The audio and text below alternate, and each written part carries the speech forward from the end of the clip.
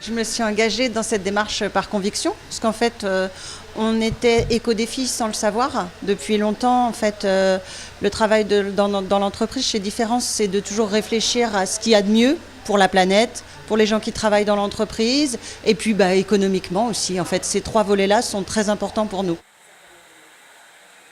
Chez Différence Coiffure, la préservation de l'environnement et le bien-être des salariés vont de pair.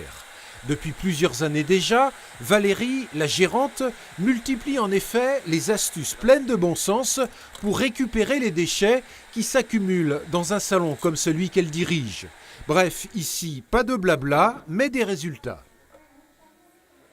C'est très facile, à condition que les collaborateurs soient embarqués dans le même navire, tout va très bien. En fait, les collaborateurs ici ont pris ça à cœur, c'est-à-dire qu'on a mis en place tout un tas de petites cachettes faciles pour jeter les tubes de couleur, les papiers, les bouchons des tubes de couleur, le verre, même le tri de notre nourriture, les restes de nourriture, ils sont mis dans un bocal et ils sont ramenés chez une de nos collaboratrices qui a un bac.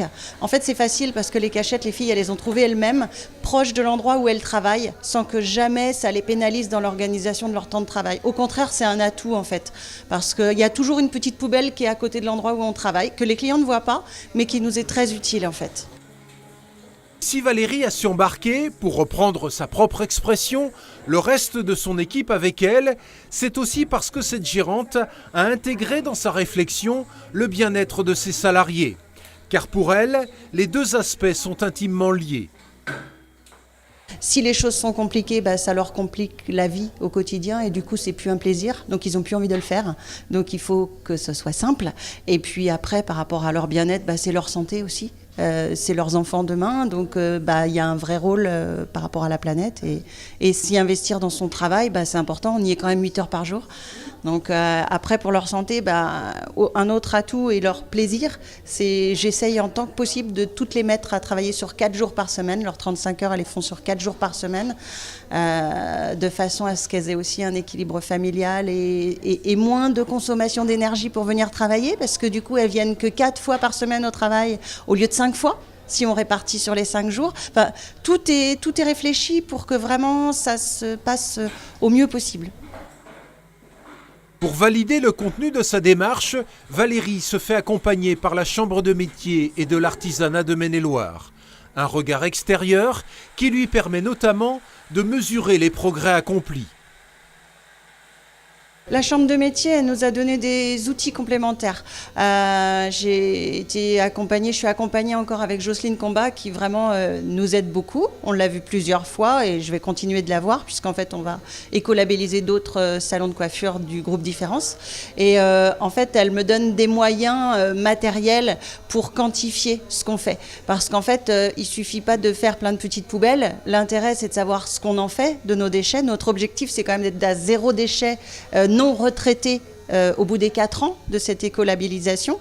Donc on pèse tout et on a des petites fiches qui nous ont été données par Jocelyne sur laquelle tous les mois il y a des collaborateurs qui sont affiliés à ce travail-là qui pèsent et qui notent. Donc là maintenant on a un an de recul. Par exemple on sait que rien qu'en tube de couleur en aluminium l'année dernière on a fait 9 kilos.